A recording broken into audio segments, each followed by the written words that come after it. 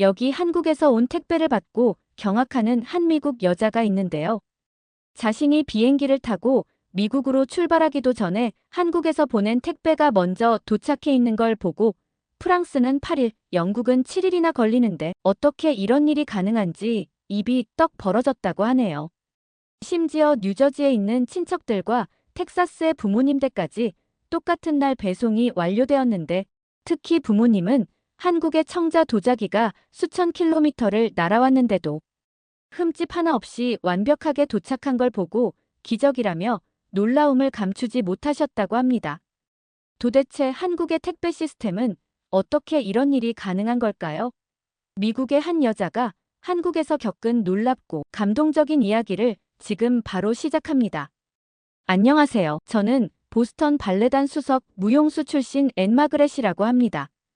미국 줄리아드 음대를 졸업하고 15년간 세계 최고의 무대에서 춤을 추었죠. 그러다가 새로운 도전을 위해 한국문화재단의 초청으로 서울예고 교환교수로 부임하게 되었고 그렇게 시작된 제 한국 생활의 특별한 이야기를 들려드리려고 합니다. 서울예고에서의 첫 수업은 제게 신선한 충격이었어요. 특히 성아라는 학생의 존재가 가장 큰 이유였어요. 미국의 학생들이 자유분방하고 개성을 강조하는 것과 달리 성아는 완벽한 기본기에 더해 한국 무용의 섬세함까지 겸비한 제가 본 무용 전공 학생 중에 단연 최고였죠. 뭐랄까, 그녀의 춤에서는 BTS의 현대적인 역동성과 한국 전통 무용의 우아한 선이 자연스럽게 조화를 이루고 있었다고 할까요? 게다가 천부적인 표현력과 음악성까지 갖추고 있어 누구라도 성아춤을 한번 보면 정말 춤선이 예쁘다는 말을 할 거라고 생각해요. 그러던 어느 날 늦은 시간까지 연습실에 혼자 남아있는 성아를 발견했어요. 춤추는 모습이 너무나 아름다워서 저도 모르게 유튜브에 영상을 올려보는 게 어떻겠냐고 제안했죠. 그런데 성아의 예상치 못한 반응에 저는 깜짝 놀라고 말았어요. 평소의 차분한 모습과 달리 단호하게 고개를 저으며 아버지가 절대 허락하지 않으실 거라고 말하는 거였죠. 처음에는 그저 평범한 부모님의 반대라고 생각했어요. 드물기는 하지만 부모님 중에서 자신의 아이가 발레를 취미로 하기만 바라는 사람도 있거든요. 큰 무대에 설 때는 분장을 하기 때문에 얼굴이 드러나지 않지만 유튜브를 하게 되면 사생활까지 공개돼서 거절하는 그런 케이스들 말이에요. 하지만 매일 밤 연습실에서 혼자 춤추는 성아의 모습을 보며 저는 그녀의 재능이 너무나 아깝다는 생각이 계속 들었어요. 그래서 일주일 동안 매일 조금씩 설득했죠. 그런데 결국 성아는 한숨을 쉬며 놀라운 이야기를 제게 털어놓았어요. 그녀의 아버지는 러시아 발레단 출신 무용수였지만 지금은 택배기사로 일하고 계시다는 것이었습니다. 저는 성아의 말을 듣고 충격에 휩싸였죠. 발레리노라면 어렸을 때부터 혹독한 훈련과 헌신적인 노력으로 이룬 커리어인데 그것도 남자 발레리노는 워낙 희소 가치가 높은데 말이에요. 발레를 그만둔 것도 놀라웠지만 하필 택배기사라니 더욱 이해할 수 없었습니다. 그 후로 성아를 볼 때마다 그녀의 가정사가 자꾸 마음에 걸렸어요. 성아의 완벽한 턴과 점프를 볼 때면 분명 아버지의 DNA를 물려받았을 거라는 생각이 들었거든요. 러시아 발레리노에서 한국의 택배기사로 이 극적인 변화 뒤에 어떤 사연이 있을지 궁금증이 커져갔죠. 어쩌면 제가 성아의 재능을 키워주는 것이 아버지의 미완성된 꿈을 완성시켜주는 길이 될 수도 있겠다는 생각도 들었습니다. 그러던 어느 날 수업이 끝난 후 성아에게 조심스럽게 물었어요. 혹시 아버님을 한번 뵐 수 있을지 그리고 가능하다면 댁에 한번 초대해주면 좋겠다고요. 그렇게 저는 전직 발레리노이자 현직 택배기사인 드미트리를 만나게 되었어요. 성아의 집으로 가는 길은 왠지 모를 설렘과 긴장감이 교차했습니다. 아파트 현관문을 열자 성아와 부모님이 반갑게 맞아주셨어요. 성아의 아버지는 자신을 아시치코프 드미트리라고 소개하며 환한 미소로 맞이했고 옆에 계신 성아 어머니는 170cm가 훌쩍 넘어 보이는 키에 단아한 이미지를 가진 한국분이셨죠. 거실로 안내받으며 드미트리의 걸음걸이를 유심히 관찰했습니다. 발레를 전공한 제가 보기에도 그의 체형과 움직임에서는 전형적인 발레리노의 기품이 묻어났어요. 특히 발끝으로 걸을 때마다 자연스럽게 나오는 턴아웃 자세는 오랜 훈련의 흔적을 고스란히 보여주었죠. 성아가 아버지의 무용 DNA를 물려받았다는 확신이 더욱 강해졌습니다. 식탁으로 가는 길에 눈에 들어온 장식장에는 여러 발레 트로피들과 메달이 전시되어 있었어요. 특히 러시아 볼쇼이 발레단의 수상 기록이 눈에 띄었죠. 식사를 하면서 대화가 자연스럽게 이어졌습니다. 드미트리는 성아에게 제 이야기를 많이 들었다며 환한 미소를 지었어요. 특히 제가 성아의 재능을 알아봐주고 유튜브 활동을 권유해준 것에 대해 깊은 감사를 표하더라고요. 오히려 자신이 미처 발견하지 못했던 딸의 새로운 가능성을 제가 찾아주었다며 이제는 성아가 자신만의 방식으로 춤을 세상과 나누었으면 좋겠다고 말씀하셨죠. 그 말을 듣자 용기가 생겼습니다. 곧바로 줄곧 궁금했던 질문을 조심스럽게 꺼냈죠. 발레를 전공하신 것 같은데 어떻게 택배 일을 하게 되셨는지 말이에요. 말이 나오는 순간 너무 무례한 질문이 아닐까 걱정되었지만 드미트리는 오히려 편안한 표정으로 자신의 이야기를 들려주었습니다. 볼쇼이 발레단에서 활동하던 시절 우연히 한국 에버랜드의 공연 제안을 받았다고 해요. 처음에는 단순한 계약직 공연이었지만 한국 관객들의 따뜻한 반응과 에버랜드의 전문적인 공연 시스템에 매료되어 계약을 연장하게 되었다고 합니다. 그러다 보니 한국에서 쭉 발레를 하면서 에버랜드에 일하게 되었다는 거였어요. 그런데 문제는 에버랜드에서 지금의 아내를 만나게 된 거였죠. 갑자기 이야기가 연애로 흘러가자 저는 무용수의 사랑 이야기라니 하며 설레는 마음으로 귀를 기울이게 되더라고요. 옆에서 듣고 있던 성아는 이미 수없이 들어온 이야기인 듯 살짝 미소를 지었지만 저는 처음 듣는 이야기라 더욱 흥미진진했죠. 성아의 엄마 그러니깐 드미트리의 아내는 서울의 명문대를 졸업하고 에버랜드 공연기획팀에서 일하던 대졸 사무직 직원이었다고 해요. 그런데 드미트리와 공연 준비를 하면서 자연스럽게 많은 대화를 나누게 되었고 서로의 예술에 대한 열정과 진정성에 이끌렸다고 해요. 드미트리는 당시를 회상하며 아내의 눈빛에서 춤을 이해하는 특별한 감성을 발견했다고 했습니다. 드미트리는 고개를 들어 천장을 한번 바라보더니 당시의 이야기를 이어갔어요. 아무리 조심한다고 해도 서로를 향한 마음은 숨길 수 없었다는 거였죠.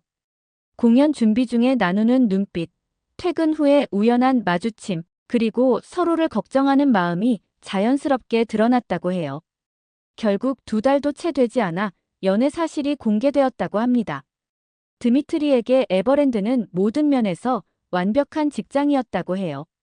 대기업의 안정성, 최고 수준의 보수, 그리고 전문적인 공연 시스템까지 갖추고 있었죠.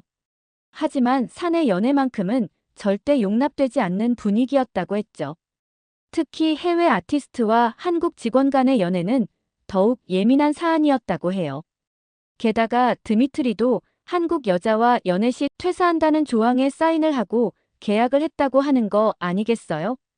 드미트리는 당시를 회상하며 살짝 쓴웃음을 지었어요. 아니나 다를까 회사 측에서는 둘 중 한 명이 자발적으로 퇴사할 것을 제안했습니다.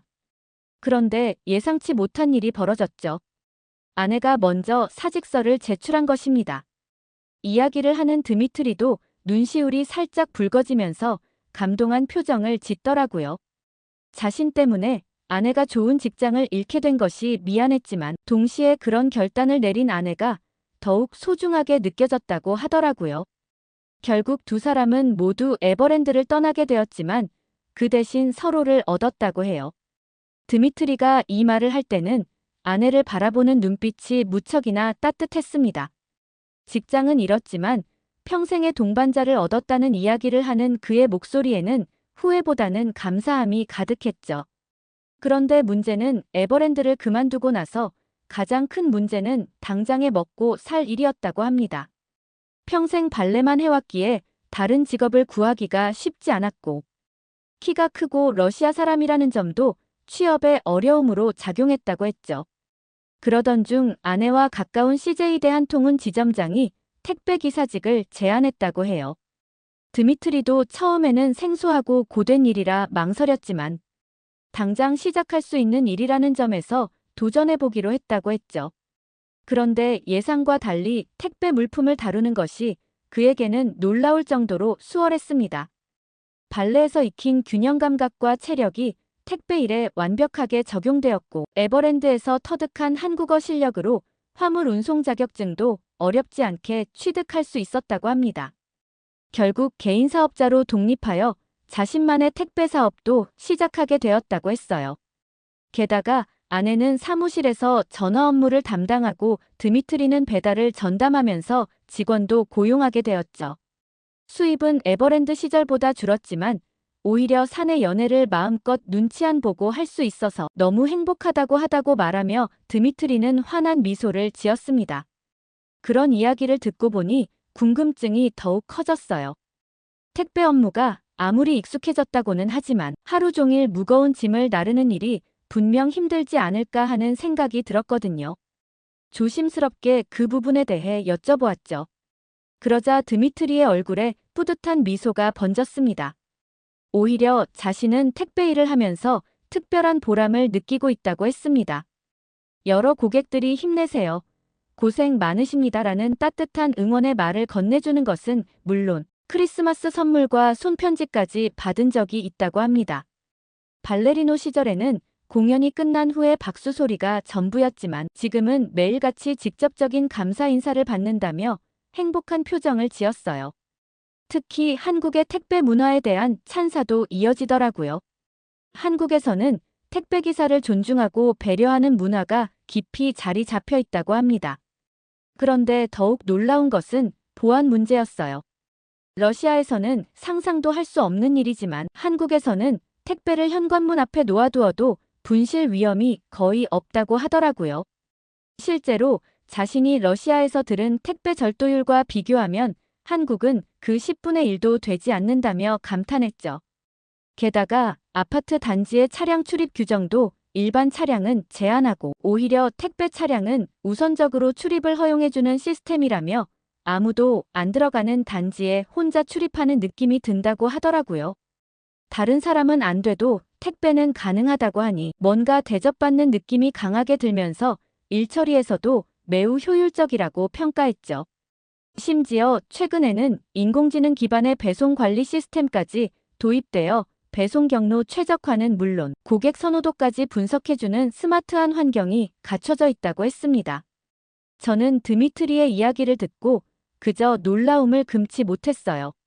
미국에서도 아마존이나 페덱스 같은 거대 기업들이 있지만 한국과 같은 수준의 서비스는 상상조차 할 수 없었거든요. 특히 보스턴에서는 택배 분실률이 연간 23%에 달하고 영국의 경우도 18%나 되는데 한국은 믿기 힘들 정도로 낮은 0.1% 미만이라는 말에 귀를 의심할 수밖에 없었습니다. 한국 사람들은 눈으로 물건을 보고도 훔쳐가지 않는다는 사실의 정직함이 전 세계 0.1%라는 생각이 들더라고요.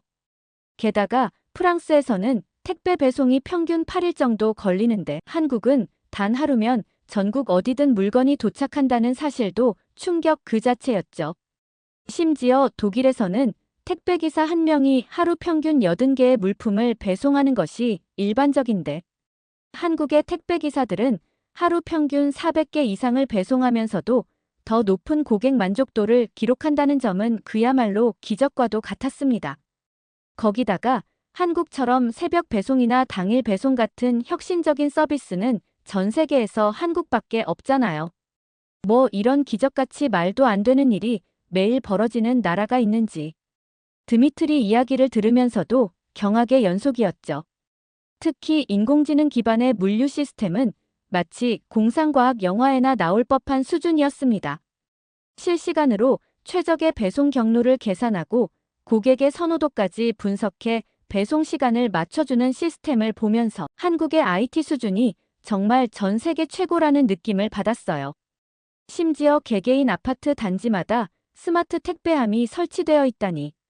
확실 한국이 부자 나라가 맞다는 느낌과 함께 마치 미래에서 온 것 같은 느낌마저 주었습니다.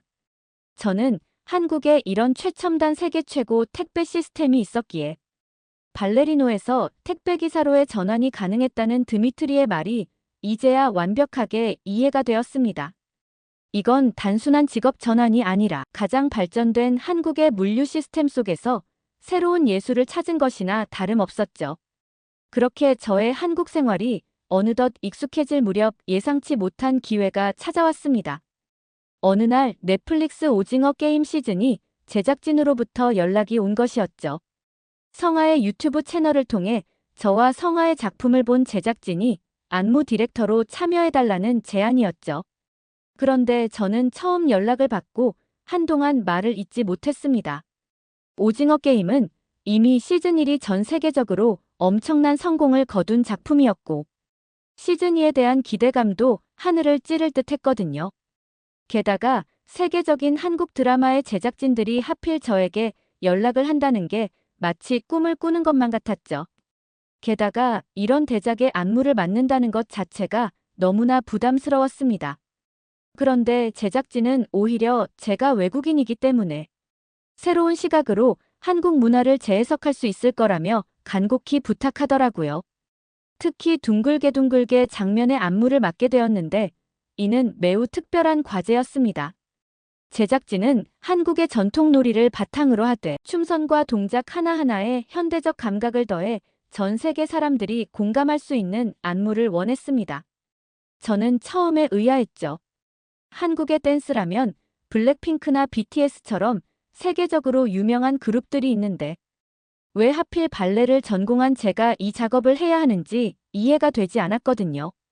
그러자 제작진이 원하는 것은 단순한 대중음악 댄스가 아니라 전 세계 어린이부터 노인까지 누구나 한 번만 보고도 따라 할 수 있는 쉬운 동작이면서도 발레의 우아함과 아름다움을 담은 특별한 안무를 만들고 싶다고 설명하더라고요.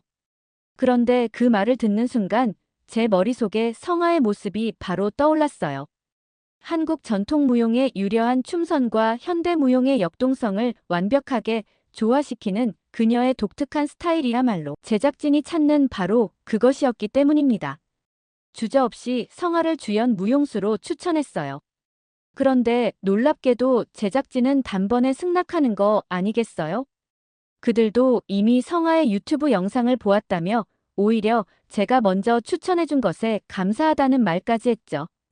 특히 성아의 아버지가 러시아 발레리노 출신이라는 사실을 알게 되자 제작진의 눈빛이 더욱 반짝였습니다. 촬영장에서 성아는 모두의 기대 이상의 활약을 펼쳤습니다. 전통 놀이의 율동을 현대적으로 재해석하면서도 한국적인 정서를 놓치지 않는 그녀의 표현력은 해외 스태프들의 찬사를 받았죠.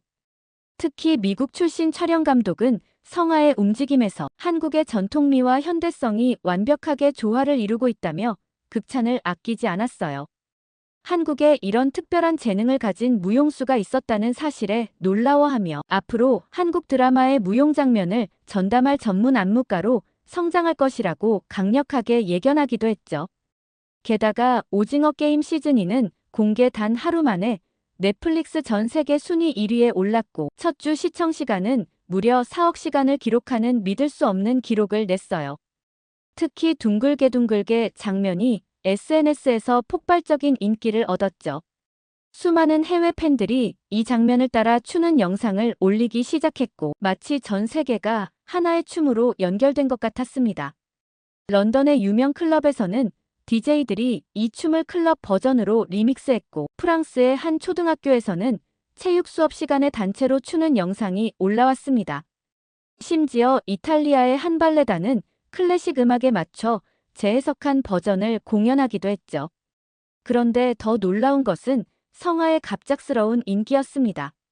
오징어 게임의 히트 안무를 만든 주역이라는 소식이 퍼지면서 그녀의 유튜브 채널은 순식간에 조회수 40만을 돌파했고 과거에 올렸던 연습 영상들까지 모두 조회수가 폭발하게 되었죠. 성아는 이런 상황이 마치 꿈만 같다며 어리둥절한 표정을 짓더라고요. 특히 미국의 유명 댄스 컴퍼니에서 연봉 20만 달러를 제안하는 이메일을 받고는 요즘 보이스피싱이 너무 교묘해졌다며 이거 진짜냐고 진지하게 걱정하는 표정을 지어 보였죠. 드미트리는 딸의 성공을 바라보며 감격의 눈물을 흘렸습니다. 자신은 한국에서 택배기사로 새 삶을 시작했지만 그 덕분에 사랑하는 아내와 함께 일하는 행복을 얻었고 이제 딸은 세계적인 무용수로 성장하게 된 것이었습니다. 드미트리는 이 모든 것이 제가 성아의 재능을 알아보고 유튜브 활동을 권유한 덕분이라며 거듭 감사 인사를 전했어요. 하지만 저는 이 모든 것이 성아의 뛰어난 재능과 노력의 결실이라고 강조했죠. 결국 우리는 서로를 바라보며 따뜻하게 웃을 수밖에 없었습니다. 그러던 어느 날 보스턴 발레단으로부터 급한 연락이 왔습니다. 다음 시즌 공연을 앞두고 신입 무용수들의 훈련을 맡아줄 보조 강사가 절실히 필요하다는 내용이었죠. 갑작스러운 제안에 고민이 되었지만 마침 겨울 방학이기도 했고 오랫동안 보지 못한 미국의 가족들이 그리워지던 참이었습니다. 게다가 성아도 제가 잠시 미국에 다녀오는 것이 좋은 기회가 될 것 같다며 자신도 그동안 배운 것들을 혼자서 연습해보고 싶다고 말해주었죠. 그렇게 샌프란시스코에 있는 집으로 돌아왔는데 저는 현관 앞에서 소스라치게 놀라고 말았어요. 이미 한국에서 온 택배 상자들이 수북히 쌓여 있었기 때문이죠. 알고 보니 드미트리 가족이 보내준 한국의 전통집들이 선물이었죠. 그런데 제가 비행기를 타고 오는 동안에도 택배가 먼저 도착했다는 사실이 믿기지 않았어요. 특수 제작된 포장재로 꼼꼼하게 포장된 상자들을 열어보니 정성스럽게 준비한 선물들이 하나도 훼손되지 않은 채 완벽한 상태로 보관되어 있었죠. 게다가 더욱 놀라운 것은 뉴저지에 사는 이모네와 텍사스의 부모님 댁에도 같은 날 선물이 배송되었다는 소식이었습니다. 특히 부모님께서는 한국의 청자 도자기가 그토록 먼 거리를 이동했는데도 흠집 하나 없이 도착했다며 연신 감탄하셨죠. 한국의 택배 시스템이 뛰어나다는 건 알고 있었지만 해외 배송까지 이토록 완벽하게 이루어질 줄은 정말 상상도 못했습니다. 며칠 뒤에는 성아와 드미트리가 찍은 특별한 영상 메시지도 도착했어요. 성아는 그동안 제가 자신의 꿈을 키워준 것처럼 앞으로는 자신이 전 세계의 무용수들에게 영감을 주는 사람이 되고 싶다며 환한 미소를 지었죠.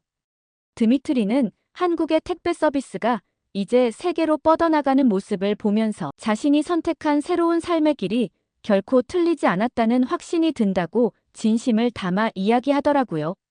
저는 그들의 따뜻한 메시지에 눈시울이 붉어졌습니다. 한국에서 보낸 시간들이 제게도 그리고 성아 가족에게도 얼마나 특별했는지 다시 한번 깨달았죠. 이제는 잠시 미국으로 돌아왔지만 우리의 인연은 계속될 것이라는 걸 확신할 수 있었습니다. 그리고 무엇보다 한국이라는 나라가 가진 무한한 가능성을 직접 경험할 수 있었다는 게 저에게는 가장 큰 선물이었습니다. 오늘 사연 어떻게 들으셨나요? 끝까지 들어주셔서 정말 감사합니다. 오늘 사연이 재미있으셨다면 좋은 의견을 댓글로 남겨주세요. 공유도 많이 해주시고요. 구독 버튼까지 눌러주시면 정말 감사하겠습니다. 저는 더 좋은 사연으로 찾아뵐게요. 감동도서관이었습니다. 감사합니다.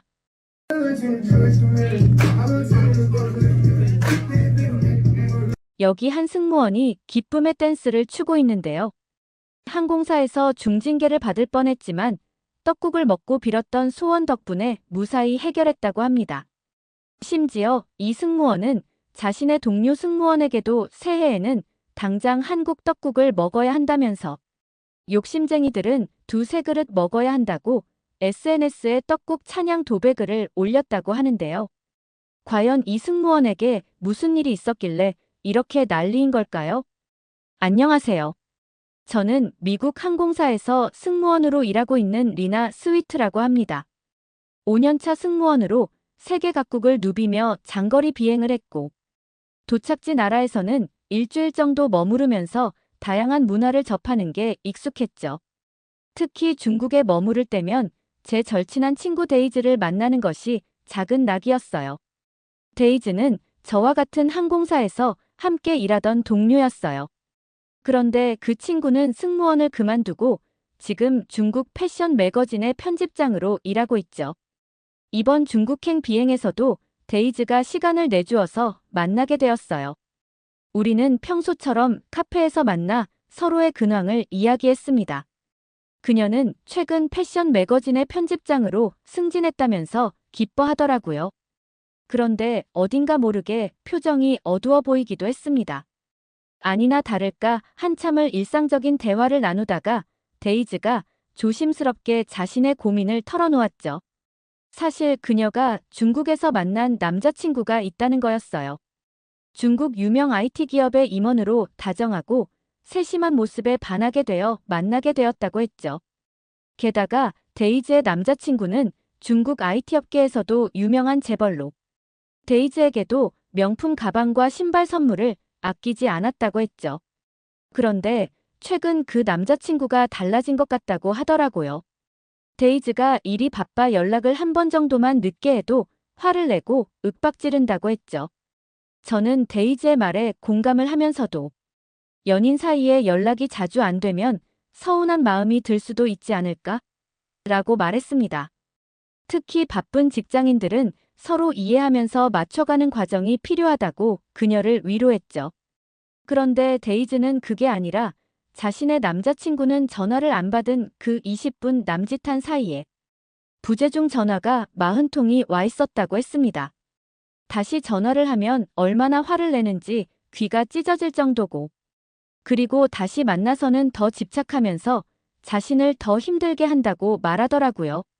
데이즈의 이야기를 들으니 너무나 안타까운 마음이 들었습니다. 저 같아도 저 정도 집착이면 아마 인연을 이어나가기 힘들겠다 생각이 들었거든요. 그래서 그냥 헤어지면 될 것 아니냐고 조심스럽게 물었죠. 그런데 데이즈는 그 사람의 보복이 너무 무서워서 자신이 헤어지자고 했다가 해코지할까봐 걱정이라고 말하더라고요. 게다가 지금 중국에서 편집장까지 오른 것도 사실 남자친구의 입김이 작용했다고 말했죠. 이러지도 저러지도 못하는 상황이라 어떻게 할지 모르겠고 고민은 더 커진다고 말했어요.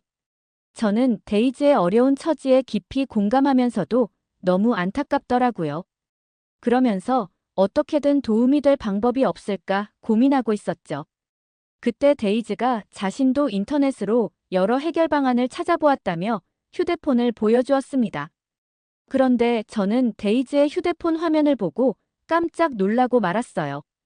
화이트 마피아, 안전 이별 서비스, 전문 경호 업체라는 검색어들이 화면을 가득 채웠기 때문이었죠. 그러면서 데이즈는 요즘 중국에서는 이별할 때 전문 경호 서비스를 고용하는 것이 새로운 트렌드라고 설명했습니다.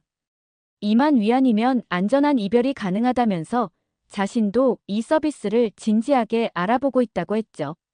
저는 이런 서비스가 중국에서 공공연하게 존재하고 많은 여성들이 이용한다는 사실에 충격을 받았습니다. 중국의 데이트 문화가 이렇게까지 위험하다는 것이 믿기지 않았죠. 제 표정을 읽었는지 데이즈는 씁쓸하게 웃으며 자신은 이제 절대로 중국 남자를 만나지 않겠다고 말하더라고요. 그렇게 무거운 대화가 이어지다 보니 데이즈의 표정이 점점 더 어두워지는 것 같았죠. 저는 분위기를 바꾸고 싶어 중국에서 재미있게 할 만한 것이 없냐고 데이즈에게 물어봤어요. 그러자 데이즈의 표정이 밝아지며 근처에 새로 생긴 쇼핑센터를 추천했습니다. 옷도 구경하고 맛있는 것도 먹자며 신이 나서 저를 이끌었죠. 그런데 쇼핑센터로 가는 길에 데이즈는 갑자기 한국 드라마 이야기를 꺼냈어요. 요즘 본 드라마에서 한국 남자들이 얼마나 세련되고 따뜻한지 연신 이야기하더니 올해 소원은 한국 남자를 만나는 거라며 장난스럽게 웃더라고요. 그렇게 데이즈와 이야기하다가 쇼핑센터에 도착했는데 벌써 쇼핑센터는 새해 분위기가 한껏 무르익어 있었어요. 젊은 연인들이 빨간 하트 모양 풍선을 들고 있었고 풍선 위에는 각자의 소원을 적은 쪽지들이 매달려 있었죠. 곳곳에서는 커플들이 풍선을 들고 사진을 찍느라 분주했습니다. 그 모습을 본 데이즈도 풍선 파는 곳으로 달려가더니 2개를 사왔어요. 지금 남자친구와 헤어지고 좋은 한국 남자를 만나게 해달라며 저와 함께 소원을 빌자고 했죠. 저는 데이지의 말을 들으며 진심으로 그녀가 중국인 남자친구와 헤어지길 바라는구나 싶었어요. 걱정이 되기는 했지만 어떻게든 데이지가 평화롭게 남자친구와 헤어졌으면 좋겠다고 생각했어요. 그리고 저도 올해는 좋은 사람 만날 수 있기를 바라는 마음에 풍선을 들었어요. 그렇게 우리도 각자 풍선을 들고 소원을 적으려는 순간이었어요. 갑자기 펑 하는 폭발음이 들리더니 연이어 펑, 펑. 두 번의 폭발음이 더 울렸습니다. 저와 데이지는 깜짝 놀라 본능적으로 허리를 숙였어요. 마치 폭격이라도 떨어진 것 같았거든요. 자세히 보니 관람객의 수소풍선이 높이 떠올랐다가 센터 천장에 걸려서 터진 거였고 그 바람에 불이 나서 연쇄 폭발이 일어난 거였죠. 쇼핑센터는 순식간에 아수라장이 되었어요. 사람들은 비명을 질렀고 열기에 화상을 입은 사람들도 있었죠. 그 충격에 주변 사람들이 들고 있던 풍선도 연쇄적으로 터지면서 정말 위험한 상황도 발생했죠. 소원이고 쇼핑이고 다 집어치우고 데이지와 저는 서로 웃음만 터뜨리고 말았어요.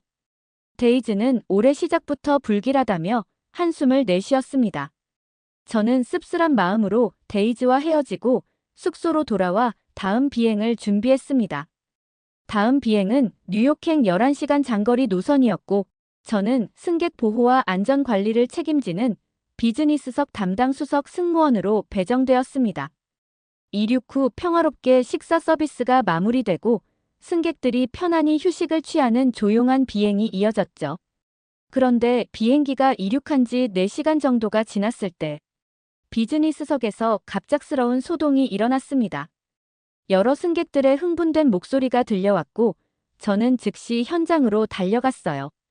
비행 중 승객 간 싸움은 절대 있어서는 안 되는 일이었기 때문이었죠. 현장에 도착해보니 깔끔한 정장 차림의 50대 남성이 안전벨트를 맨 채로 자리에 앉아 있었는데 그의 정장이 완전히 젖어 있는 상태였습니다.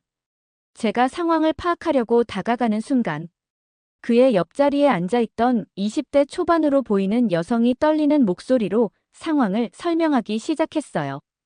그런데 이어지는 그녀의 말에 저는 경악하지 않을 수 없었어요.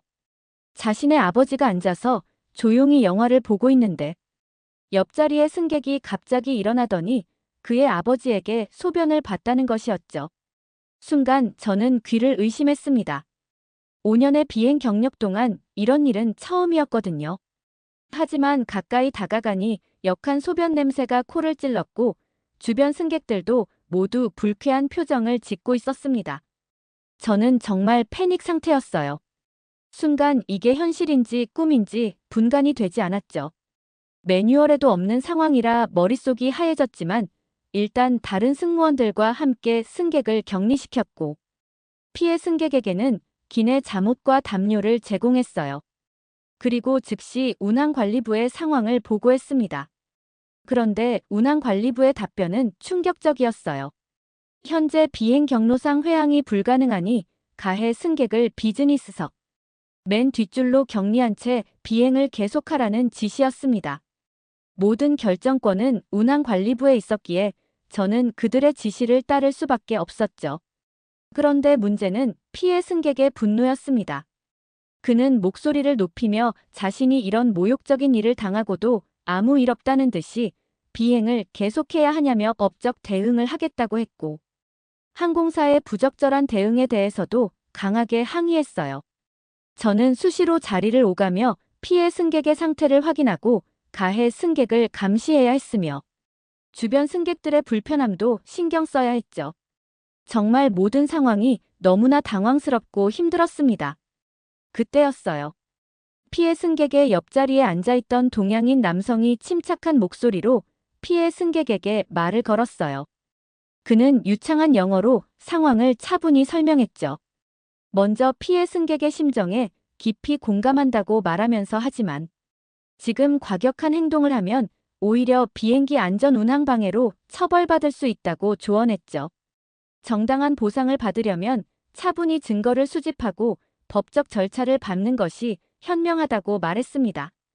게다가 자신이 변호사이자 목격자로 증언도 해줄 수 있으니 유리한 입장에서 소송을 진행할 수 있다고 구체적인 해결 방안도 제시했어요.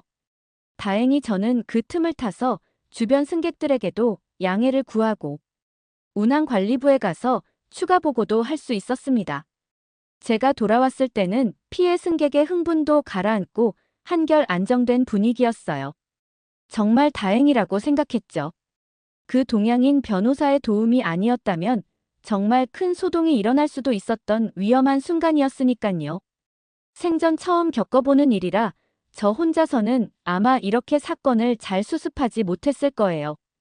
특히 법적인 부분을 명확하게 설명해준 덕분에 피해 승객도 차분해질 수 있었던 것 같은 느낌이 들었죠. 승객들이 조용해진 틈을 타서 저는 그 동양인 남성에게 다가가 진심으로 감사하다는 말을 전했습니다. 그런데 그는 오히려 제 상황을 걱정해 주더라고요. 이런 사건은 항공사에서 문제가 될 수도 있고 승무원도 책임을 물을 수 있으니 법적으로 대비하는 게 좋겠다면서 자신의 명함을 건네주었습니다. 저는 연신 감사 인사를 전하고 이 악몽 같은 비행이 무사히 끝나기만을 간절히 바랐죠. 다행히 나머지 비행은 특별한 문제 없이 진행되었지만 비행기가 무사히 미국에 도착하고 나서의 문제는 따로였죠.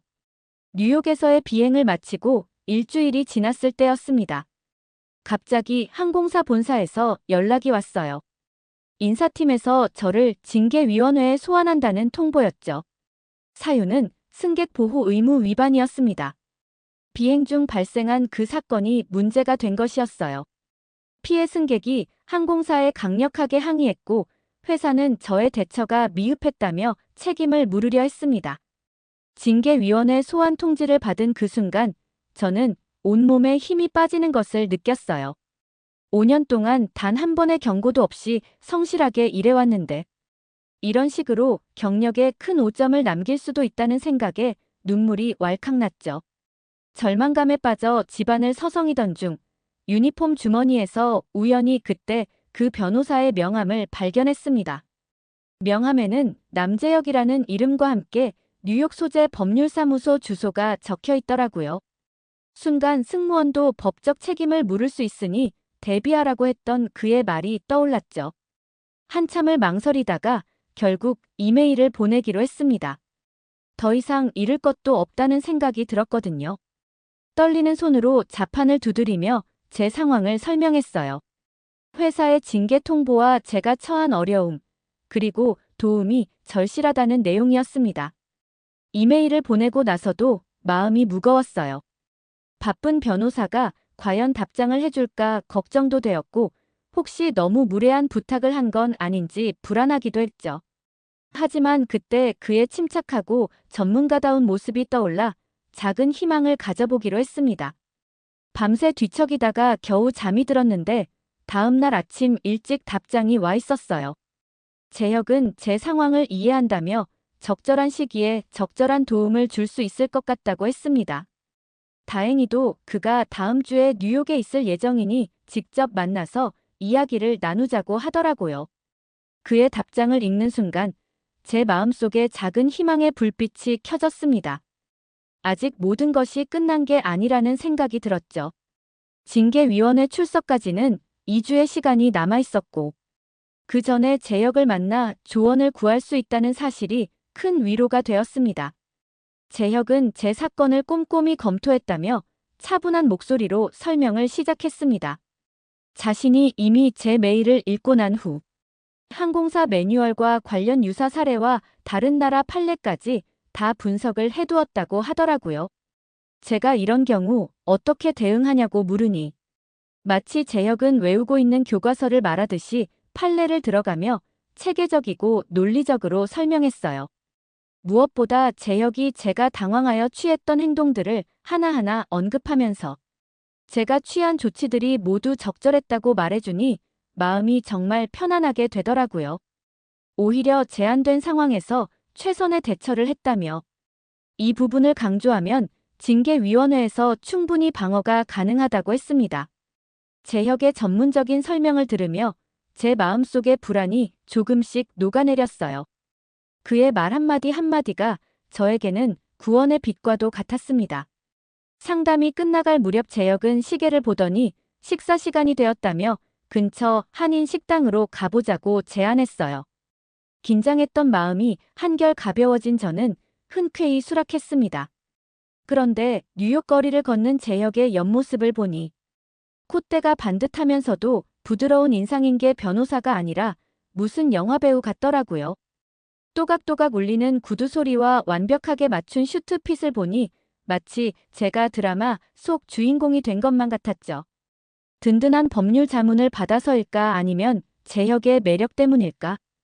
이런저런 생각이 드는데도 마음이 이상하게 설레었어요. 그렇게 한인 식당 앞에 도착했어요. 그런데 식당 앞에서부터 뭔가 특별한 분위기가 감도는 게 느껴졌어요. 평소 같으면 비쌌을 한 식당이 오늘은 떡국을 무료로 제공한다는 안내문이 걸려 있었던 거예요. 저는 무료라는 글자에 놀라 재혁에게 이유를 물었죠. 그런데 재혁은 떡국이 무료인 이유가 LA 산불 피해를 입은 교민들을 위한 취지라고 말하는 거 아니겠어요? 떡국을 먹으며 LA 산불이 진정되길 바라는 마음을 소원으로 빌고 원래 $15인 떡국값을 산불 피해 복구에 기부하면 좋겠다는 취지라고 하더라고요. 실제로 몇몇 손님들은 휴대폰으로 그 자리에서 기부에 동참하고 있었어요. 저는 이웃의 아픔을 함께 나누려는 한국 사람들의 마음이 가슴 깊이 와닿았습니다. 비행기에서 보여준 재혁의 따뜻한 배려도 이런 한국인들의 정신에서 비롯된 것이구나 싶었거든요. 식당으로 들어서자 떡국 특유의 구수한 향이 코끝을 자극했습니다. 재혁이 창가 자리로 안내해준 곳에서 따뜻한 떡국 한 그릇이 금세 나왔어요. 하얀 떡이 듬뿍 담긴 뜨거운 국물에서 김이 모락모락 피어올랐죠. 그런데 떡국을 첫 숟가락을 뜨고 나서 저는 경악하지 않을 수 없었습니다. 미국의 수프와는 전혀 다른 식감이면서 말랑말랑한 떡은 쫄깃하면서도 부드러웠고 맑은 국물은 담백하면서도 깊은 맛이 났죠. 마치 할머니의 치킨 수프처럼 정성이 듬뿍 담긴 맛이었어요. 아니나 다를까 옆 테이블에서 This is incredible 이라는 외침이 들렸습니다. 눈을 돌려보니 백인 가족들이 떡국을 먹으며 연신 엄지를 치켜 세우고 있었어요. 특히 10대로 보이는 아이들은 떡을 젓가락으로 집어들며 신기해하는 모습이었죠. 저도 모르게 한국은 이렇게 맛있는 걸 왜 새해에만 먹어요? 라고 물어보았죠. 그러자 재혁은 미소를 지으며 떡국은 한국의 새해 전통 음식이라고 설명했어요. 떡국을 먹으면 한 살을 더 먹는다는 이야기부터 가족들이 모여 덕담을 나누는 풍습까지 상세히 들려주었습니다. 그의 설명을 들으며 한국인들의 정문화가 점점 더 가슴에 와닿았습니다. 비행기에서 보여준 재혁의 따뜻한 배려 그리고 지금 이 식당에서 이웃을 돕는 한인들의 마음이 하나로 이어지는 걸 보니 데이즈가 한국 남자와 만나고 싶다고 소원을 비는 게 정말 이해가 되더라고요. 마찬가지로 저도 자연스레 재혁에게 마음이 끌렸습니다. 떡국을 다 먹고 나서는 용기를 내어 주변 공원을 산책하자고 제안했고 재혁도 흔쾌히 동의했죠. 공원을 거닐며 저는 한국 문화의 특별한 점을 느꼈다고 말했어요. 무료 떡국을 나누는 모습을 보니 정말 나눔을 실천하는 것 같다고요. 특히 데이즈라는 제 친구도 한국 남자들이 따뜻하고 배려심이 깊다며 항상 부러워했다는 이야기도 덧붙였습니다. 그러자 재혁은 조금 진지한 표정으로 사실 자신에게도 떡국과 관련한 특별한 이야기가 있다며 벤치에 앉아 자신의 이야기를 시작했어요. 사실 재혁이 어렸을 때 그러니깐 초등학생 때 한국에서 IMF 외환위기가 있었다고 해요. 그런데 대기업 간부였던 재혁의 아버지가 갑작스러운 구조조정으로 실직을 하게 되었고 하루아침에 집안이 거덜나서 재혁도 당시 큰 충격을 받았다고 했죠. 그런데 온 가족이 어려움을 겪던 그때 동네 식당에서 무료로 나눠주던 떡국 한 그릇이 삶의 희망이 되었다고 했어요. 그 말을 하는 재혁의 눈빛이 추억에 잠긴 듯 깊어졌습니다. 재혁은 떡국집 할머니의 따뜻한 마음이 자신의 인생을 바꾸었다고 했어요. 한국 사람들은 특히 어려울 때 서로를 배려하고 희망을 나누려 한다면서 자신도 그 한 그릇의 떡국에서 받은 따뜻함으로 꿈을 포기하지 않을 수 있었다고 했습니다. 그 기억이 원동력이 되어 서울대 법대에 진학하고 미국 로스쿨까지 졸업했다고 해요. 그러면서 변호사가 된 것도 자신이 받은 도움을 다른 사람들에게 나누고 싶은 마음 때문이라고 하더라고요. 그의 말을 듣자 비행기에서의 일이 새롭게 다가왔어요. 제 징계 문제를 돕겠다는 것도 단순한 법률 서비스가 아닌 진심 어린 마음에서 비롯된 거라는 걸 느낄 수 있었거든요. 우리는 잠시 서로를 바라보다가 같은 시각에 미소를 지었어요. 재혁은 수줍은 듯 고개를 돌리며 제 징계권은 걱정하지 말라고 했죠. 저는 이런 재혁의 모습을 보고 아까 먹은 떡국으로 소원을 빌 수밖에 없었죠. 재혁 씨와 조금 더 깊은 관계로 발전하게 해달라고요. 한국 사람들은 남을 진심으로 돕고 따뜻한 사람이라는 걸 느꼈거든요. 그날 저녁 제 기쁜 마음을 여러 곳에 전했어요. 먼저 승무원 단체 채팅방에서 한국 떡국 자랑을 시작했죠. 맛도 환상적이고 소원도 이뤄준다면서 욕심쟁이들은 두세 그릇은 먹어야 한다고 농담했어요. 징계 문제도 해결될 것 같다고 덧붙였고요. 데이지에게는 따로 연락해서 드라마에서 튀어나온 것 같은 한국 남자를 만났다고 자랑했죠. SNS에도 떡국 사진과 함께 글을 올렸는데 위기의 순간에서 만난 한국인 변호사 덕분에 제 인생이 바뀌었다는 내용이었죠. 특히 데이지를 태그하면서 새해에는 꼭 한국 떡국을 맛보라고 추천했습니다. 오늘 사연 어떻게 들으셨나요? 끝까지 들어주셔서 정말 감사합니다. 오늘 사연이 재미있으셨다면 좋은 의견을 댓글로 남겨주세요. 공유도 많이 해주시고요. 구독 버튼까지 눌러주시면 정말 감사하겠습니다. 저는 더 좋은 사연으로 찾아뵐게요. 감동도서관이었습니다. 감사합니다. 매일 아침 거울 앞에서 가나다 연습을 하는 미국 소녀가 있습니다. 학교와 법원에서는 한마디도 못하고 버벅버벅대던 아이가 한글을 연습하고 나서부터 기적적인 변화를 보였는데요. 변호사인 엄마는 딸의 한글 치료 효과에 큰 충격을 받아 하버드 의대의 한글 치료 프로그램을 제안했고 현재 보스턴 세계병원에서 시범 운영 중이라고 하는데요. 과연 이 모녀에게 무슨 일이 있었던 걸까요? 안녕하세요. 저는 미국 보스턴의 아동인권 전문 변호사로 활동하고 있는 셀리 로치라고 합니다. 저는 지금까지 수많은 아동학대 사건을 변호해왔어요. 매년 100건이 넘는 사건을 성공적으로 해결하다 보니 동료들은 저를 보스턴의 아동 수호 천사라고 부르기도 하죠.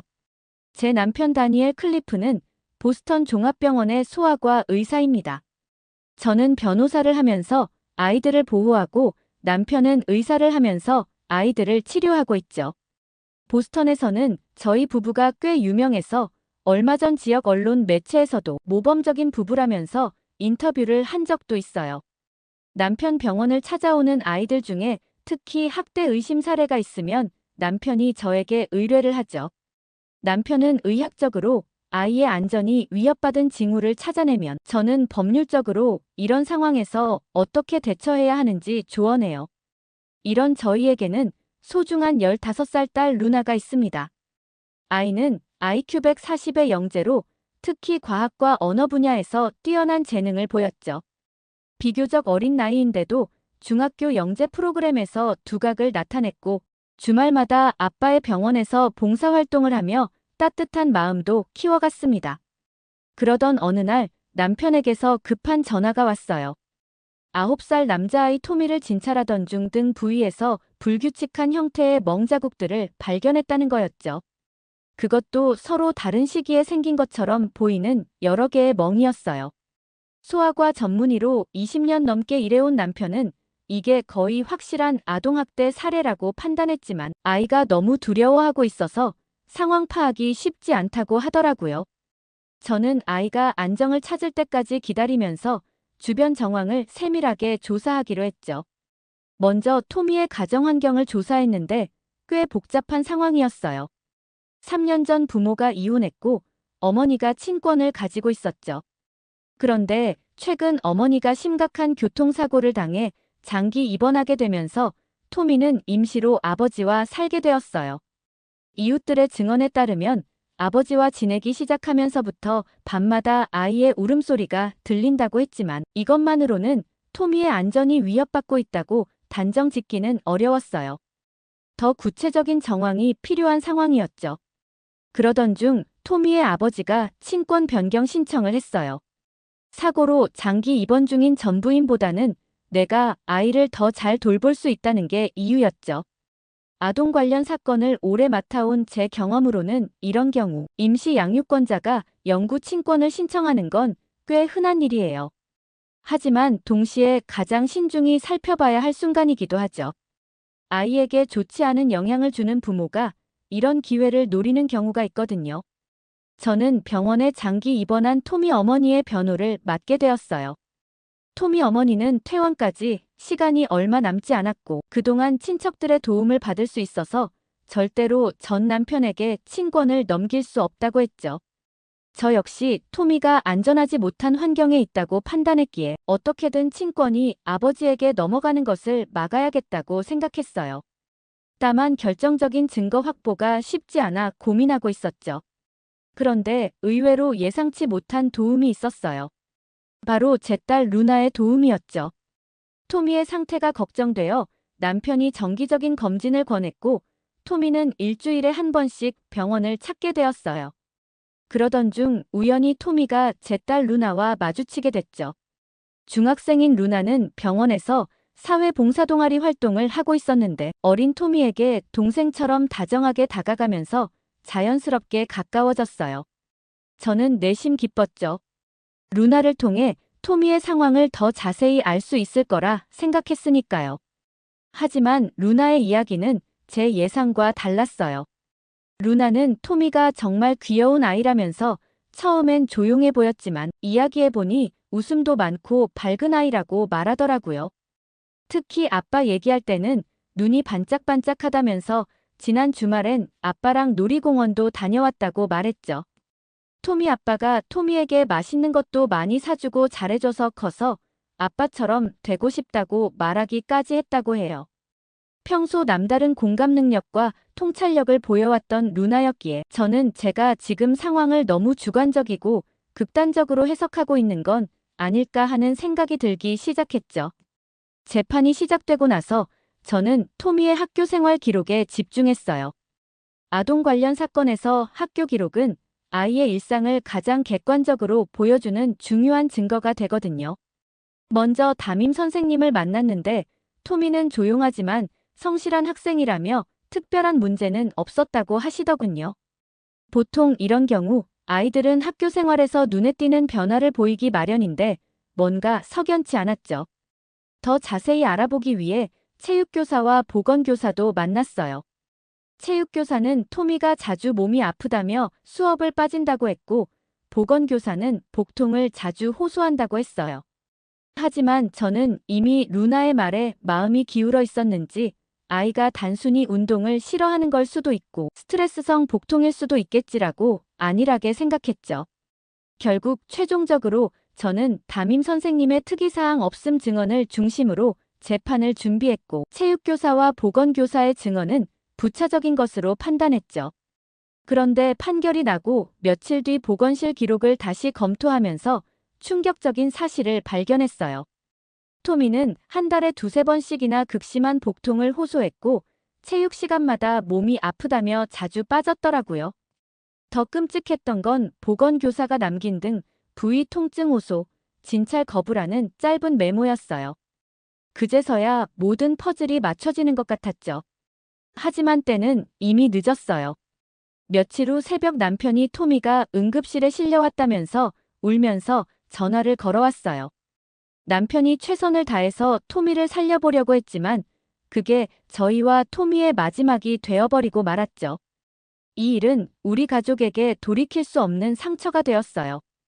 아이들을 지키겠다며 보스턴의 아동 수호 천사라 자부했던 우리 부부의 신념이 완전히 무너져버린 거였으니까요. 하지만 가장 큰 충격을 받은 건 루나였어요.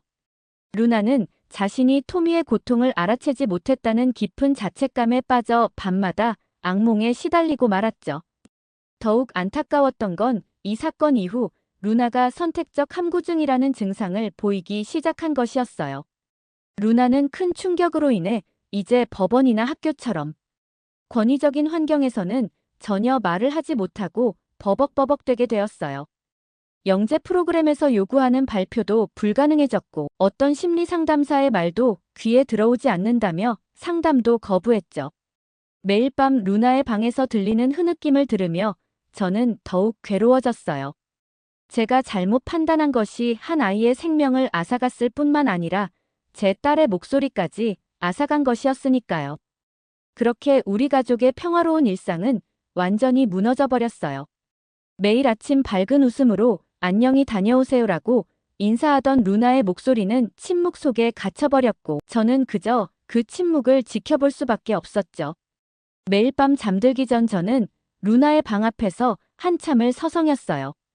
문 너머로 들리는 흐느낌 소리에 마음이 무너져 내렸지만 제가 할 수 있는 일이 아무것도 없다는 게 더 큰 아픔이었죠.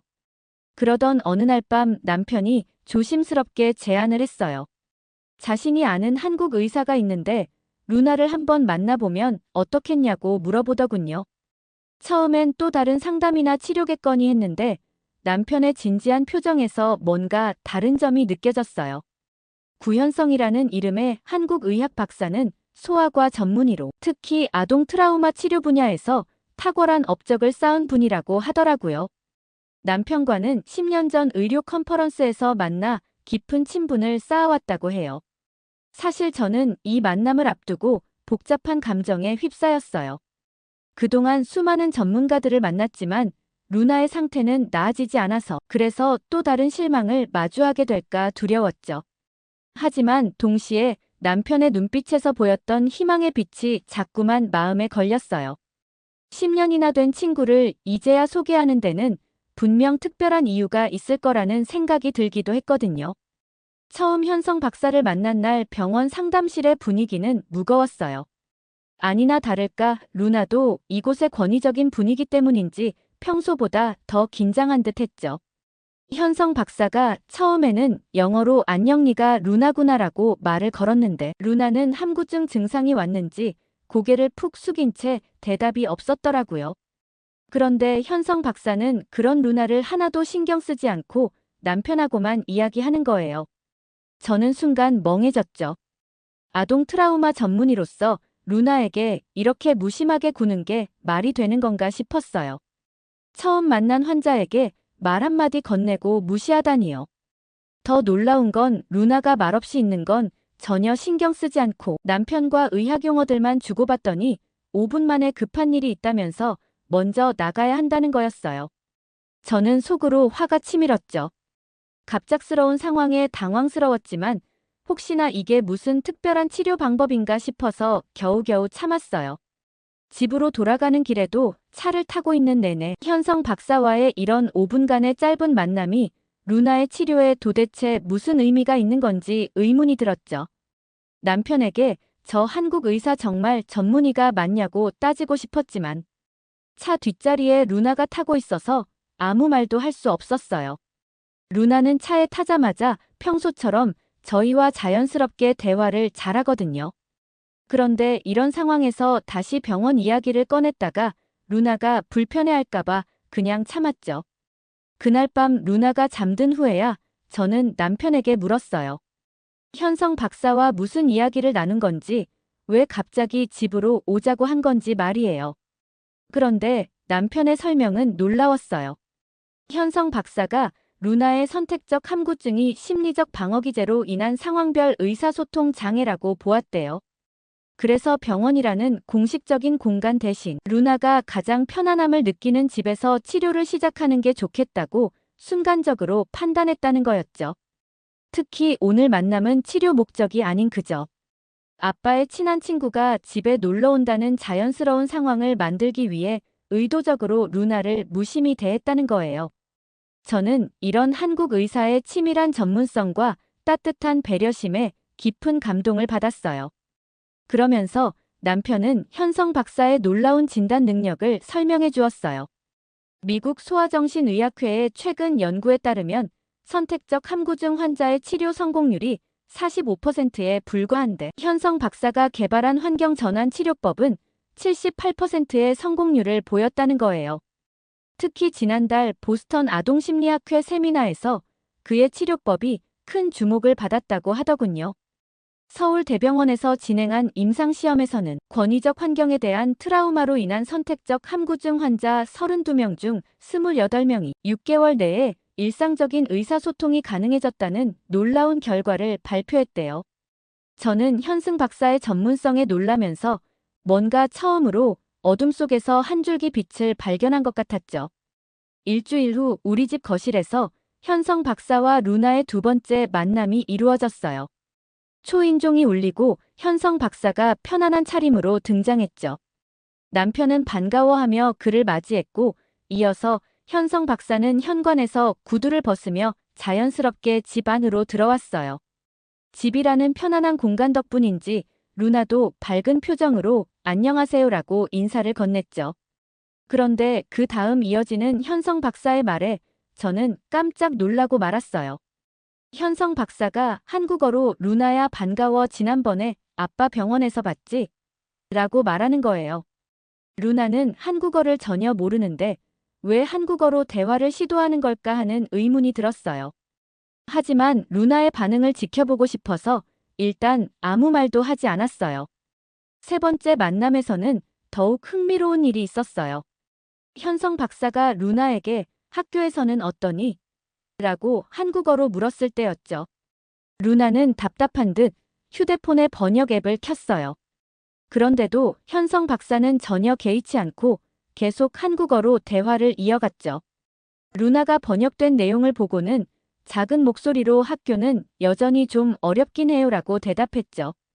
그런데 루나가 놀라웠던 건 평소와 달리 학교 얘기를 할 때도 크게 긴장하지 않는다는 거였어요. 마치 번역기를 통해 듣는 한국어가 주는 거리감 때문인지 학교라는 단어가 주는 무게감이 한결 가벼워 보였죠. 저도 변호사로 일하면서 수많은 트라우마 환자들을 만났는데 루나의 이런 반응이 꽤 특별해 보였어요. 그렇게 현성 박사는 루나와 몇 마디 이야기를 더 나누고는 저희와 일상적인 대화를 하면서 자연스럽게 시간을 보냈어요. 흥미로운 건 루나가 번역기를 보면서도 호기심 어린 눈빛으로 한글 발음을 따라 하려 노력한다는 거였죠. 특히 가, 나, 다 같은 기본 자음을 발음할 때는 루나의 표정이 한결 편안해 보였어요. 현성 박사는 제 관찰을 듣더니 이게 바로 한글의 특별한 점이라고 설명해 주었어요. 한글은 자음과 모음이 발음기관의 모양을 본떠 만들어져서 트라우마로 인한 선택적 함구증 환자들에게 특히 효과적이라는 거였죠. 저는 궁금증을 참을 수가 없었어요. 현성 박사에게 어떻게 문자의 모양이 치료와 연관이 있을 수 있는지, 특히 영어가 모국어인 아이에게 어떻게 치료가 되는 건지 물었죠. 그런데 현성 박사는 태블릿을 꺼내더니 한글의 자음들을 보여주면서 한글의 치료 효과에 대해 과학적으로 설명하는 거 아니겠어요. 기역은 혀가 목구멍을 막는 모양, 니은은 혀가 윗잇몸에 닿는 모양, 미음은 입술 모양을 본떠 만들었다고 설명했죠. 이런 과학적인 문자를 발음하는 과정에서 환자들은 자연스럽게 발음 기관을 움직이게 되고 이는 마치 일종의 언어 물리치료처럼 작용한다는 거예요. 특히 권위적 환경에서 오는 심리적 압박감으로 인한 선택적 함구증 환자들에게는 이렇게 자연스러운 발음 운동이 긴장을 풀어주는 효과가 있다고 하더라고요. 실제로 서울의 유명한 언어치료사 박하영 선생님이 이런 한글의 특성을 활용해서 권위적 환경에서 말을 못하는 아이들을 성공적으로 치료했다고 해요. 특히 현성 박사는 루나의 경우 집에서는 자유롭게 말을 하지만 법원이나 학교 같은 권위적인 환경에서만 말을 못하는 전형적인 선택적 함구증이라고 진단했어요. 그러면서 한글을 활용한 치료법이 루나에게 딱 맞을 거라고 했죠. 현성 박사의 말을 듣는 순간 가슴속에서 작은 희망이 피어올랐어요. 루나가 한글 치료를 통해 트라우마를 극복하고 다시 학교에서 웃으며 발표할 수 있는 건가 기대하게 되었죠. 그러면서 이 기회를 놓치면 안 되겠다는 생각이 들었어요. 박하영 선생님을 통해 더 자세한 치료 과정을 알아보고 싶다는 생각이 간절했죠. 그렇게 현성 박사의 소개로 며칠 뒤 박하영 선생님을 만나게 되었는데 선생님은 한글 치료에 대한 풍부한 임상 경험과 학문적 깊이를 지닌 분이었어요. 게다가 현성 박사의 진단대로 루나의 증상을 정확히 파악하고 계시더라고요. 첫 만남에서 박하영 선생님은 루나를 향해 잠시 따뜻한 시선을 보내시더니 갑자기 태블릿으로 기억 니은 디귿 자음의 해부학적 단면도를 보여주셨어요. 발음할 때 혀의 위치와 모양이 정확히 글자와 일치하는 모습을 3D 이미지로 보여주시며 루나에게 여기 보이는 게 우리가 기억을 말할 때 혀가 움직이는 모습이야라면서 직접 한글의 과학적 원리를 설명하셨죠. 루나는 처음엔 긴장한 듯 했지만 이내 호기심 어린 눈빛으로 화면을 들여다보았어요. 특히 니은을 발음할 때 혀끝이 윗잇몸에 닿는 순간을 보여주자 놀랍게도 루나가 자기도 모르게 아라고 작은 탄성을 내뱉었죠. 선생님은 이런 루나의 반응을 놓치지 않고 재빨리 미음 발음의 입술 단면도로 넘어가셨어요. 한글 치료는 이렇게 선택적 함구증을 앓는 환자에게 한글의 과학성과 음성학적 원리를 알리면서 자연스럽게 발화를 유도하는 방식으로 치료가 진행되고 있었어요. 저도 변호사로서 수많은 심리치료 사례를 접해봤기에 아이들과의 첫 만남에서 이런 자발적인 반응을 끌어내는 것이 얼마나 특별한지 잘 알고 있었죠. 특히 제가 맡았던 트라우마 사례들은 대부분 미술이나 놀이 치료로 시작했는데 이렇게 한글의 과학적 원리를 직접 보여주며 발성을 유도하는 접근법은 매우 새롭고 놀라웠어요. 궁금증을 참지 못하고 왜 하필 한글로 치료를 시작하는지 여쭤보았어요. 제 질문에 박하영 선생님은 따뜻한 미소를 지으며 태블릿을 다시 조작하셨어요. 선생님은 태블릿으로 문자의 역사를 보여주시며 차분한 목소리로 설명을 시작하셨죠. 먼저 영어 알파벳 A가 화면에 나타났는데 이게 고대 이집트의 소머리 그림에서 점차 변형되어 왔다는 거예요. 그래서 영어 알파벳은 발음과는 전혀 관계없는 상징에 불과하다고 하시더군요. 이어서 중국어와 일본어가 나타났는데 중국의 한자는 실제 사물의 모습을 그림으로 그린 뒤 점차 추상화된 문자이고 일본의 히라가나는 그 한자를 더 단순화해서 만들었다고 설명하셨죠. 문득 제가 얼마 전 중국 의뢰인과 상담할 때 본 입구자가 떠올랐어요. 당시 의뢰인이 작성한 계약서에서 봤던 이 글자도 발음기관을 본떴던 게 아닌지 조심스럽게 여쭤보았더니 선생님은 고개를 가볍게 저으시며 그저 입을 네모로 단순화한 상형 문자일 뿐이라고 하시더라고요. 그러다 한글 설명으로 넘어갔는데 선생님의 목소리가 한층 열정적으로 바뀌었어요.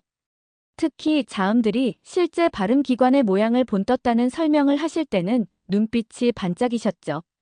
순간 제가 법대 시절 배웠던 해부학 수업이 떠올랐어요. 당시에는 인체 구조를 이해하는 게 왜 필요한지 의문이었는데 이렇게 루나의 한글 치료와 연결될 줄은 몰랐죠. 그래서 한글이 해부학적 관점에서 다른 문자와는 어떤 차이가 있는지 여쭤보았어요. 그러자 선생님은 환하게 웃으시며 영어의 M과 한글의 미음을 나란히 보여주시면서 상세한 설명을 이어가셨죠. 특히 선생님은 옥스포드 언어학 저널을 보여주시며 더욱 진지한 표정이 되셨죠. 한글이 세계적인 학술지에서도 세계 문자 중 유일하게 조음 음성학적 원리를 완벽하게 구현한 문자라는 평가를 받고 있다고 하시더군요.